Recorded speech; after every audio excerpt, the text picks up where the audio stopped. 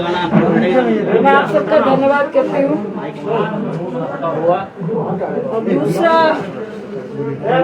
बिहार के तमाम पार्टियों के एमएलए, एमपीज, छोटे जनप्रतिनिधि, बड़े जनप्रतिनिधि, इवन जदयू के भी, भाजपा के भी, राजद के भी, सीपीआई सीपीएम के भी,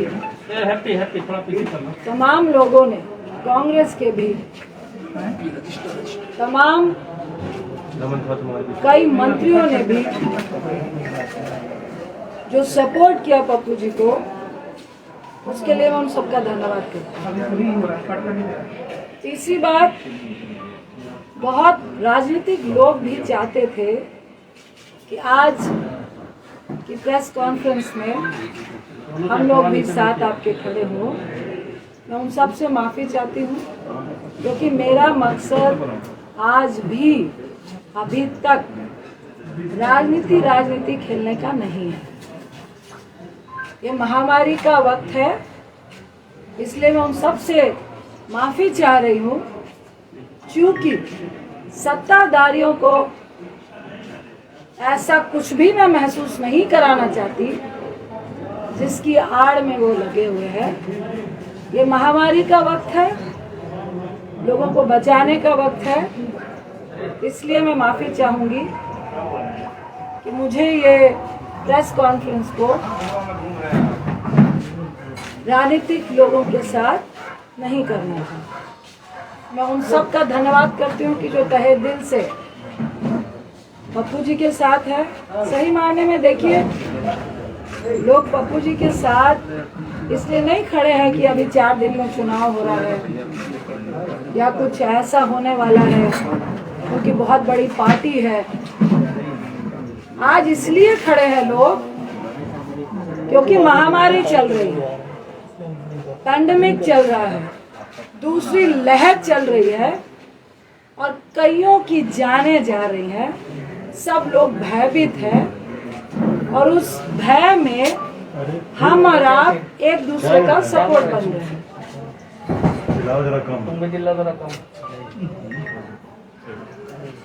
देखिए,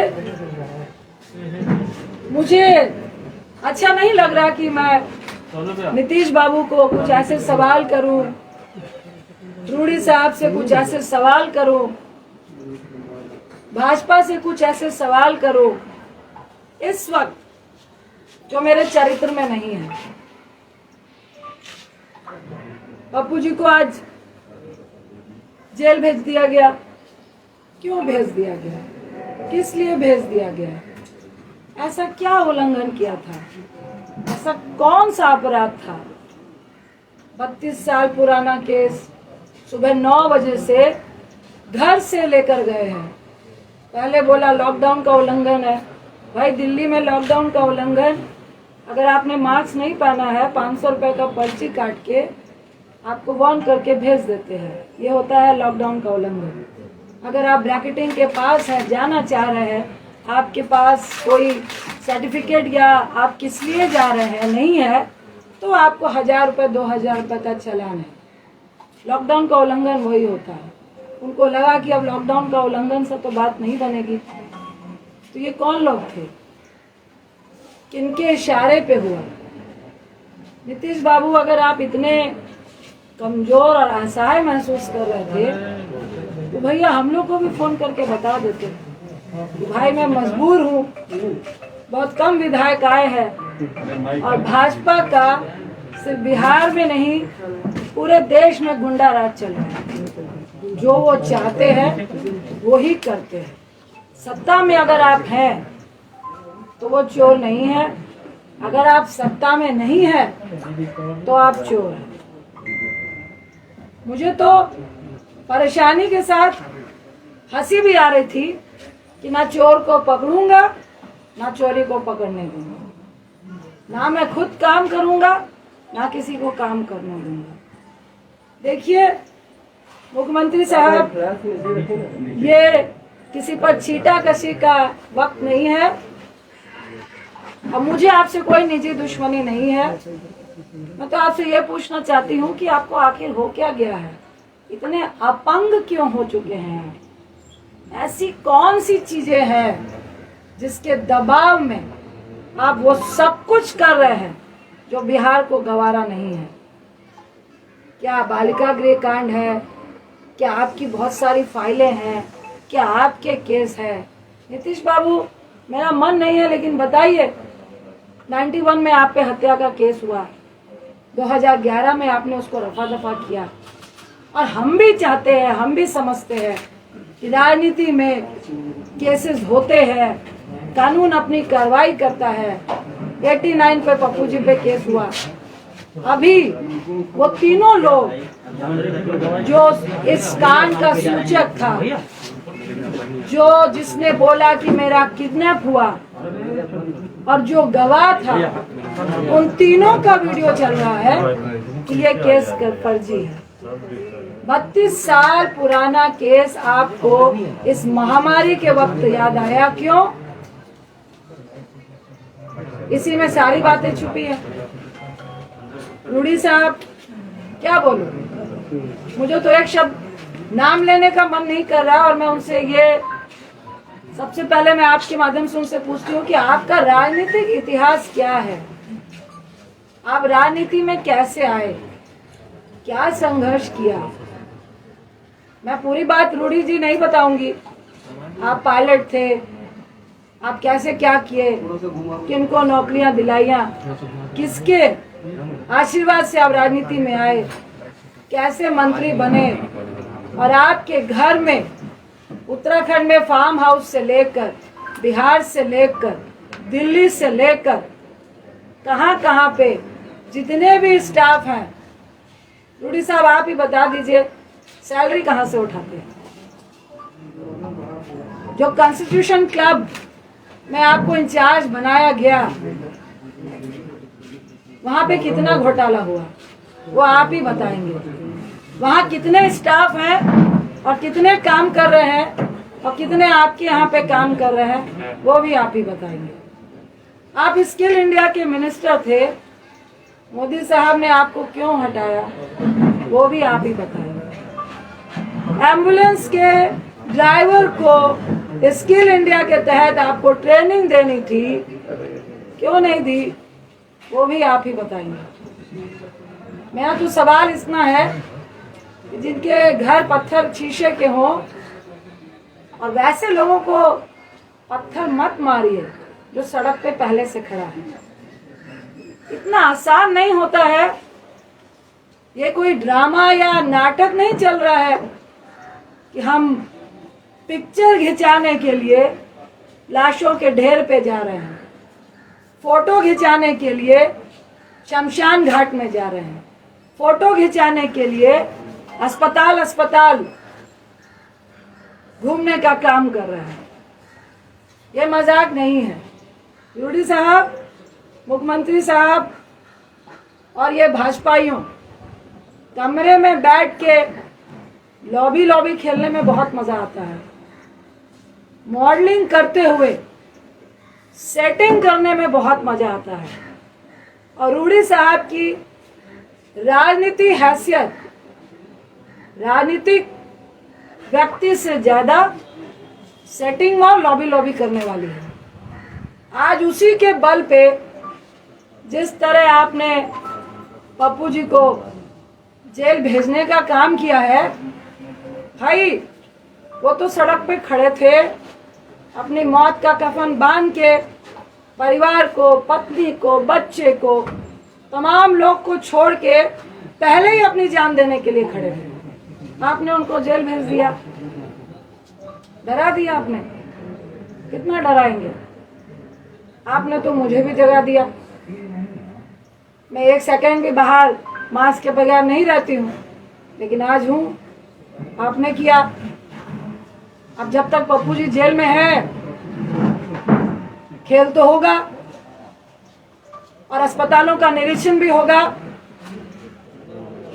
जो बेड आप लोग बेच रहे हैं प्राइवेट और सरकारी, और जिन माफियाओं से मिलकर ड्रग्स की कालाबाजारी हो रही है, ऑक्सीजन की कालाबाजारी हो रही है, रेमडेसिविर की कालाबाजारी हो रही है, ये खुंदक सिर्फ पप्पू जी के राजनीतिक कद से नहीं है, ये खुंदक आपकी और ड्रग्स कंपनियों की अरे बोल लो भाई, तुम लोग पीछे जो एक साथ मिली भगत से जो आप पैसा कमाने में आज बिहार में रोक लग रही थी। हर अस्पताल में लगातार लोग रोक लगा रहे थे। हर अस्पताल में एक तरफ 95,000 का ऑक्सीजन सिलेंडर मिल रहा था, तो कोई व्यक्ति आपको फ्री में पहुंचा रहा था, आपकी दुकान बंद हो रही। आपने छेड़ा है, अब तो हम लोग भी चप्पा चप्पा छानेंगे। कितनी मिली भगत है, ये तो सबके सामने है, सरेआम है कि जहां पर शमशान घाट में 200 लाशें जल रही है, वहां आप 10 दिखाते हैं। सिर्फ बिहार में नहीं, हर जगह पे, उत्तर प्रदेश में, दिल्ली में, मध्य प्रदेश में, जहां जाइए वहीं ये हाल है। देखिए, सत्ताधारियों को उतना ही डराना चाहिए जितने में लोग डरे।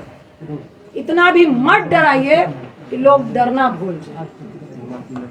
और जो सड़क पे खड़ा हुआ व्यक्ति को आप जब डराने की कोशिश करते हैं, मौत का कफन बांध के खड़ा हुआ व्यक्ति, उस व्यक्ति को जब आप डराने की कोशिश करते हैं तो डर खुद डर जाता है।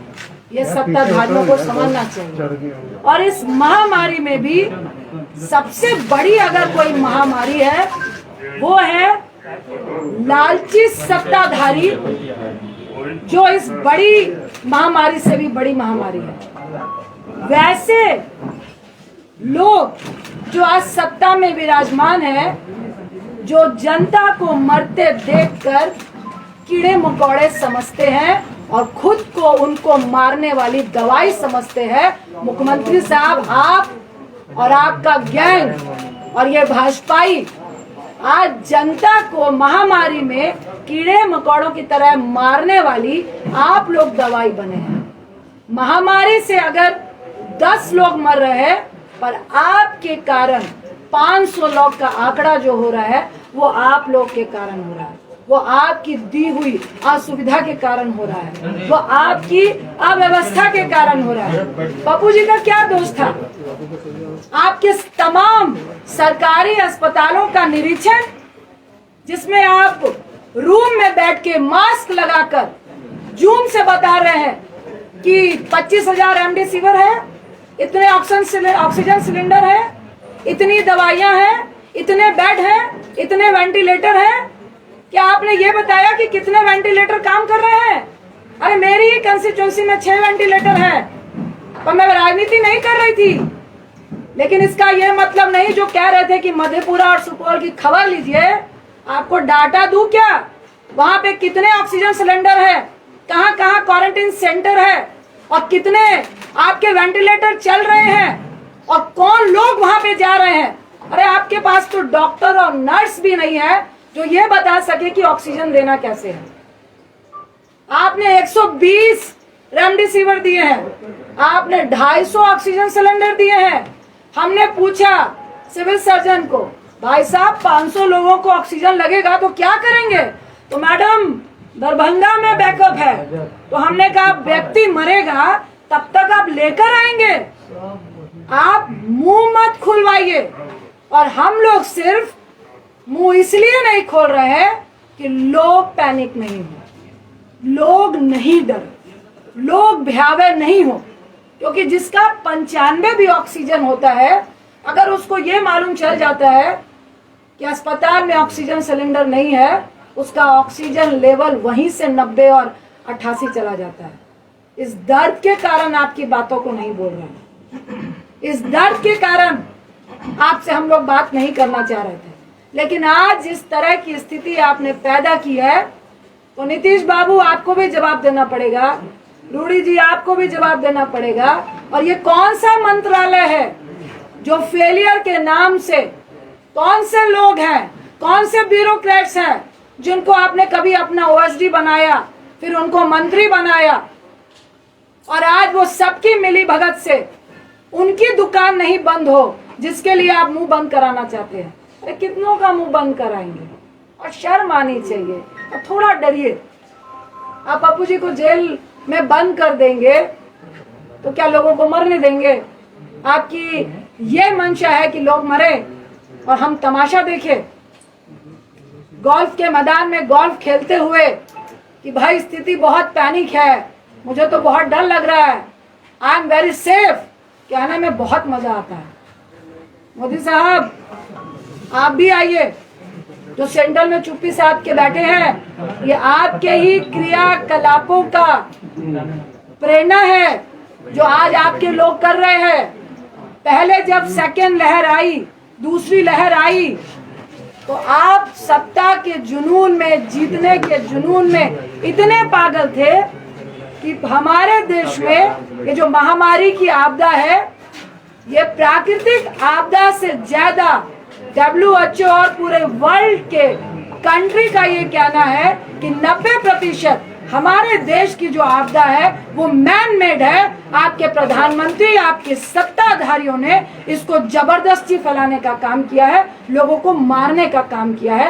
और आपको शर्म नहीं आ रही कि उस बीच में अगर कुछ लोग अपनी जान की परवाह किए बगैर आपकी मदद करना चाहते हैं तो आप जेल खेल रहे हैं, आप राजनीति खेल रहे हैं, आप लॉबी खेल रहे हैं। देखिए, मुझे लॉबी खेलने का कोई शौक नहीं है, ना इस वक्त राजनीति खेलने का शौक है, और ना ही जो खेलेगा उसको खेलते देते रहने का, देखने का शौक है। देखिए, जो चौराहे पे है वो तो रहेगा, जो डर रहा है वो इस बात को समझे कि जल्द से जल्द अगर पप्पू जी की रिहाई नहीं हुई और ये ड्रामा चलता रहा तो बहुत जल्द आपको भी मुख्यमंत्री आवास से निकलना पड़ेगा, आपके मंत्रियों को मुख्यमंत्री आवास से निकलना पड़ेगा और चौराहे में खड़ा होना पड़ेगा और जवाब देना पड़ेगा। ये दिल्ली में बैठ के जूम से काम नहीं चलेगा।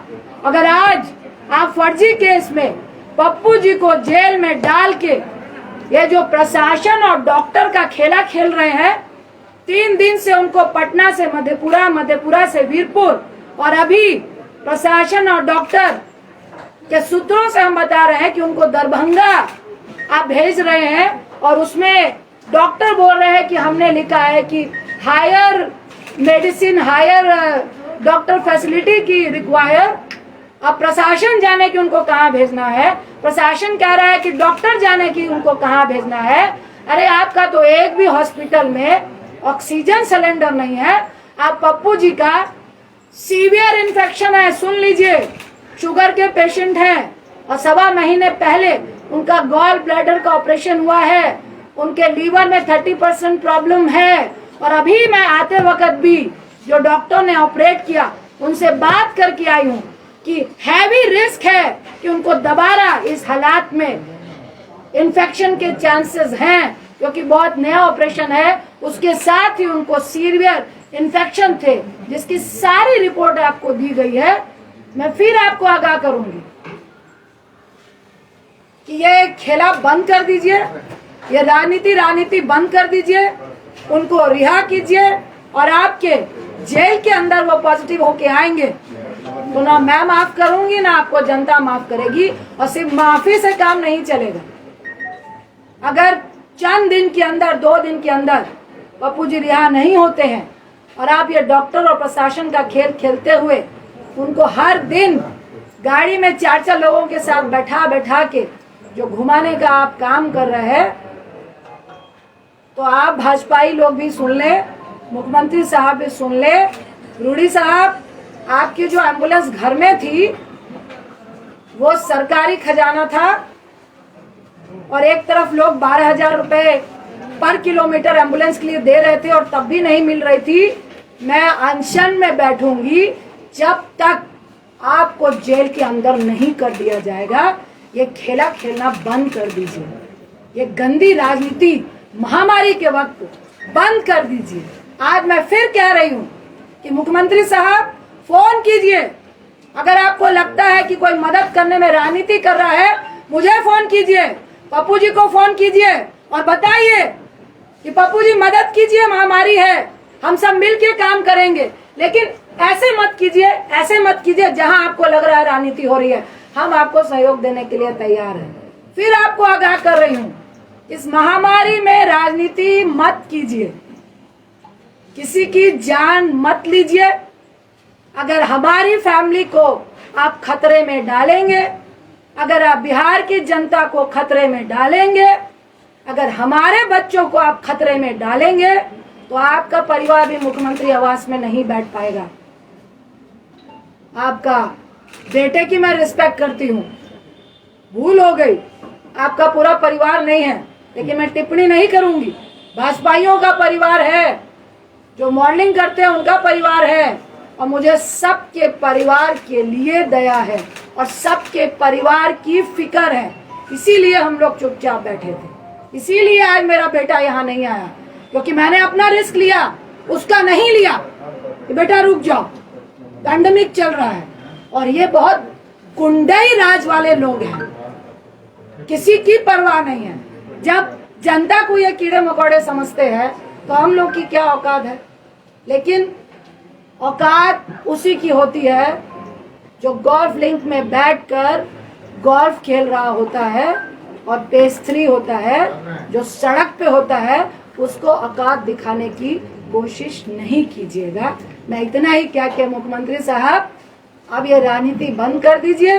उनको इस फर्जी केस से वीडियो वायरल हो रहे हैं, वो सब दिख चुका है कि वो फर्जी केस है, उनको रिहा कीजिए और हम लोग सब मिलकर इस महामारी से लड़िए।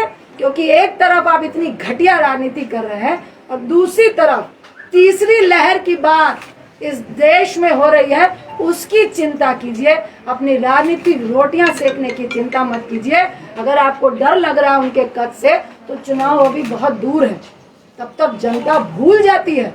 ये आपको हम लोगों से ज्यादा मालूम है, इसलिए महामारी की फिक्र कीजिए, राजनीति की फिक्र मत कीजिए। बहुत बहुत धन्यवाद।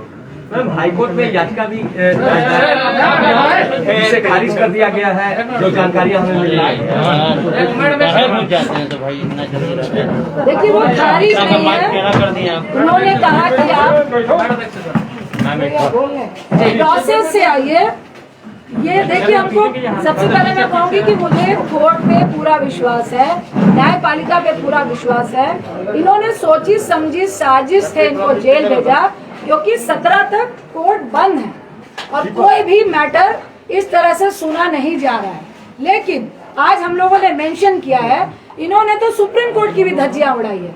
सुप्रीम कोर्ट ने कहा है कि इवन 7 साल से नीचे वाला भी कोई मुजरिम भी है, उस पे भी अगर जेल जाने की नौबत आती है तो आप इस पैंडेमिक पे उसको जेल नहीं ले जाएंगे, और अगर कोई जेल में है भी तो उसको 90 दिनों की आपको पैरोल देनी है।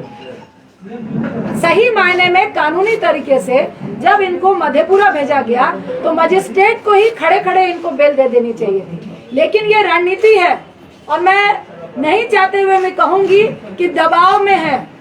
वहां पे कुछ हो रहा था, लेकिन रात के 8 बजे नहीं हुआ। ये लोग खरीद रहे हैं और इनको जबरदस्ती इस मंशा से तंग किया जा रहा है कि पप्पू जी तंग हो, 4-5 दिन रहे, उनको भी महामारी से डर लगे, उनको भी जेल से डर लगे। जब वो डर जाएंगे तब हम देखेंगे।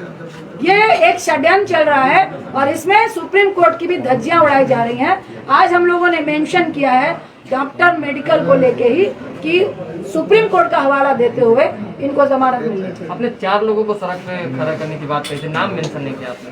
देखिए, जब खड़े होंगे तो आप खुद देख लेंगे कौन कौन मंत्रालय इस पैंडेमिक में फेलियर है और किन की नींद हराम हो रही है, और किसका किसका माफियाओं से और इस ड्रग्स माफियाओं से बिजनेस चल रहा है, वो पूरा बिहार जान रहा है। मैडम, आप बिहार में है, आप कब तक बिहार में रहिएगा मैडम? भी बंद करा दिया गया है, बहुत जगह लोग जो है खा नहीं पा रहे हैं, जो खाना मिलता था उसको देखिए, ये मैं कहूंगी कि महामारी में बहुत ही घटिया किस्म की राजनीति हो रही है। हम लोग का खाना अभी भी बन रहा है, लेकिन वो परमिशन नहीं दे रहे हैं, पास नहीं दे रहे हैं। हम लोग फिर पास के लिए लगे हैं। मैडम, आप कब तक बिहार में पास हैं? नहीं देंगे, हम लोग मैडम, बिहार में मैडम पप्पू यादव उजागर कर रहे थे काफी खुलासों को, आप उनको कंटिन्यू रखेंगी जो वो कर रहे थे? देखिए, और कहीं प्रशासन भी आप पर ये कार्रवाई कर सकती है? मैं बिहार हूँ, मैं दिल्ली हूँ, मैं कहाँ हूँ, लेकिन आपके अस्पतालों का निरीक्षण लगातार चलेगा। और आपके अस्पतालों की पोल अगर आपने सही नहीं की तो वो आप लोग फोटो देखेंगे, उसके वीडियो चलेंगे। जहाँ पे ऑक्सीजन की कमी होगी जो हम लोग से मांगेंगे उनको ऑक्सीजन मिलेंगे। जहाँ से रेमडेसिविर ब्लैकमेलिंग होगा वहाँ भी उनका पोल खुलेगा और जिनको जरूरत पड़ेगी दवाइयों की वो भी हम लोग देंगे। जितनी मदद कंटिन्यू हो रही थी वो लगातार मदद होती रहेगी। इस पैंडेमिक में आप किसी को मदद करने से नहीं रोक सकते। ये वैसे सत्ताधारी हैं। आज पप्पू जी को यहाँ जेल में बंद किया है, वहाँ हमारे कांग्रेस के यूथ अध्यक्ष को तो श्रीनिवासन के घर में जांच हो रही है कि खाना कहाँ से खिला रहे हैं भैया, आप कहाँ से दवाई दे रहे हैं। तो ये गुंडाई राज चल रहा है, मैं फिर कहूंगी पूरे देश में, जिसके खिलाफ हम और आप सबको खड़े होना है। आपने अनशन की बात कही, अनशन पे कब बैठेंगे? कह रहे हैं अनशन का कोई दिन तय किया है? कब से जारी है अनशन? मैंने आपको बोला, मुख्यमंत्री साहब को फिर आगाह किया, जल्द से जल्द पप्पू जी की रिहाई हो, क्योंकि आपने फर्जी केस में जबरदस्ती इस पैंडेमिक में जो पोल आपके स्वास्थ्य का खुल रहा था सुविधाओं का, उसके लिए आपने भेजा है। अगर आप इस तरह से छिछोरी राजनीति करेंगे तो हम लोग को भी मजबूरन आपके सामने आना पड़ेगा और जब तक आपके मंत्रीगण भी जेल नहीं जाएंगे तब तक अनशन। मैडम, आरजेडी के मधेपुरा विधायक ने कल प्रेस कॉन्फ्रेंस कर कही कि ये गिरफ्तारी पहले होनी चाहिए थी, बीजेपी जो है कहीं न कहीं षड्यंत्र के तहत ये खेला करवाई है। विनाशकाले मैडम, पीएम केयर फंड जो है पारदर्शिता उसमें नहीं आई। कहा जा रहा है कि जो वेंटिलेटर खरीदे गए उसमें बहुत सारे तकनीकी खराबी चल रही है। आपको दूसरी पीएम केयर फंड की बात चल रही है। 100 रुपए किलो डीजल, 100 रुपए डीजल और पेट्रोल हो चुका है और उससे उनको 21 लाख करोड़ रुपए आ चुके हैं। और पीएम फंड में भी कितने रुपए आए हैं वो उन्होंने बताया नहीं है। और ये पैसा कहाँ जा रहा है, किसकी जेब में जा रहा है? क्या मुझे तो मैं दावा करती हूँ कि ये ऑक्सीजन सिलेंडर की ब्लैकमेलिंग वालों को मिल रहा है। अभी दिल्ली में खान मार्केट में पकड़ाया था 800 जो ऑक्सीजन आपके कंसंट्रेटर हैं और उनका जो नवनीत कालरा वो बीजेपी और आम पार्टी से मिला हुआ है। ये तो मिली भगती और उन्हीं को पैसे दिए जा रहे हैं कि आप विदेश से मंगाइए 20,000 में और यहाँ पे 70,000 में दीजिए और फिर हमारे पार्टी फंड में भी दीजिए। तो चुनाव में आखिर सत्ता पाने के लिए किस तरह से वो एमएलए खींचे? महामारी को छोड़ के सेंट्रल विस्टा पर ज्यादा ध्यान दिया जा रहा है। अभी मैडम, सिंपल सवाल ये है कि 2005 में जब चंद्रशेखर खड़े हुए थे मधेपुरा से, उन्होंने पैम्पलेट पर आपका और पप्पू जी का फोटो लगाया था, लेकिन कल उन्होंने कहा है कि पप्पू यादव गुंडा है और बीजेपी के एजेंट है। आप सवाल का भी जवाब आप खुद ही दे रहे हैं। नहीं तो आप बताइए ना कि आपका फोटो भी इस्तेमाल किया। मुझे कोई कमेंट नहीं, वो इस लायक नहीं है।